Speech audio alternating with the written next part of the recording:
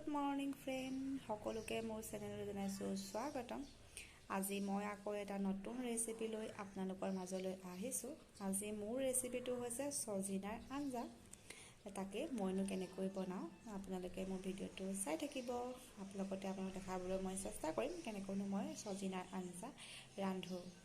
এয়া লৈছোঁ মই চজিনা, আলু, বিলাহী, পিঁয়াজ, ইয়াত আছে সৰিয়হ, ইয়াত আছে আদা, নহৰু, শুকান জলকীয়া আৰু কেঁচা জলকীয়া। ঠিক আছে, মইনো কেনেকৈ ৰান্ধোঁ আপোনালোকে মোৰ ভিডিঅ'টো চাই থাকিব। নিশ্চয় সকলোৱে জানেই বাৰু চজিনা ৰেচিপি বনাবলৈ, তথাপিতো মইনো কেনেকৈ ৰান্ধোঁ তাকেই মই দেখাবলৈ চেষ্টা কৰিছোঁ। এতিয়া মই সৰিয়হখিনি আৰু আদা ৰচুন এইখিনি চব দি লৈছোঁ, ইয়াতে দি লৈছোঁ। এয়া হৈছে পিঁয়াজ, এইখিনি মই এতিয়া মিক্সিত পিচি ল'ম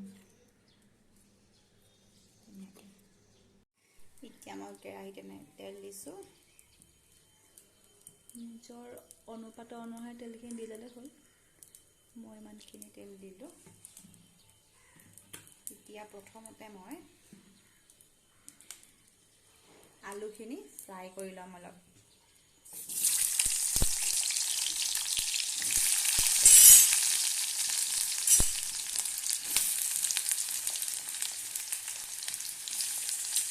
এতিয়া অলপ ৰঙচুৱা হোৱাকৈ মই আলুখিনি ফ্ৰাই কৰি ল'ম।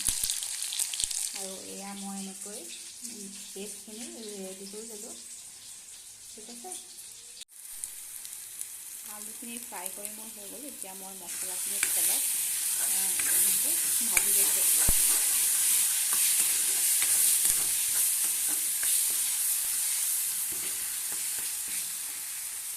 এতিয়া মই দিম ইয়াতে বিলাহী,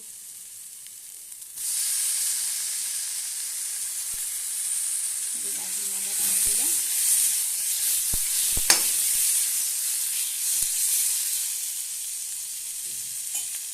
ইয়াতে মই নিমখ দিয়া হৈ গৈছে, তাৰপিছত মই এতিয়া হালধি,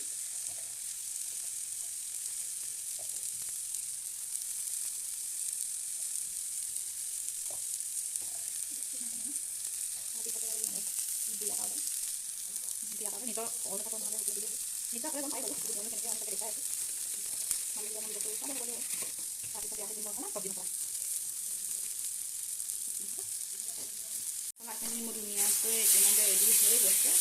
এতিয়া মই ইয়াতে দিম চজিনাখিনি দি ভালকৈ অকণমান লৰাই ধুনীয়াকৈ ভাজি ল'ম।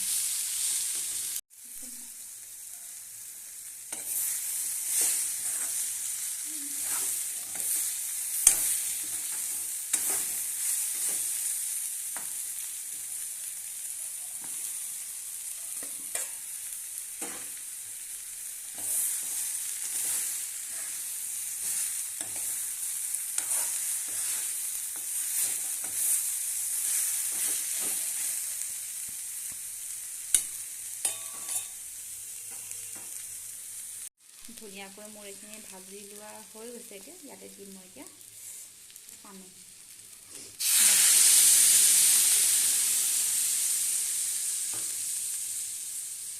ধুনীয়াকৈ উতল অহাৰ পিছত মোৰ চজিনাৰ আঞ্জা ৰেডি হৈ যাব।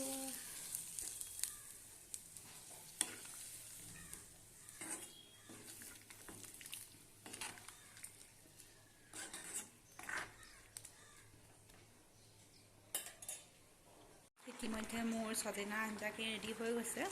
শেষ হোৱাৰ আগতে মই এটা অকণমান কষ্টুৰি মেথি দি 2 মিনিটমান ঢাকি থৈ দিম। তাৰপিছতে মোৰ ৰেডি হৈ গ'ল।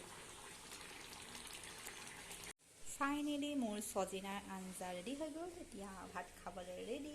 এনেকৈ ইয়াতে ভাত ইয়াতে আছে চালাড লৈছোঁ। চালাড মই বিট, গাজৰ আৰু তিয়হ বনাইছিলোঁ। এয়া চজিনা আঞ্জা সৈতে মই এতিয়া ভাত খাওঁ। ঠিক আছে, সকলোৱে মোৰ ভিডিঅ'টো কেনেকুৱা পালে সকলোৱে জনাব। ঠিক আছে, আৰু যদিহে মোৰ ভিডিঅ'টো ভাল লাগিছিলে লাইক, শ্বেয়াৰ, ছাবস্ক্ৰাইব কৰিবলৈ নাপাহৰিব। ঠিক আছে, বাই বাই।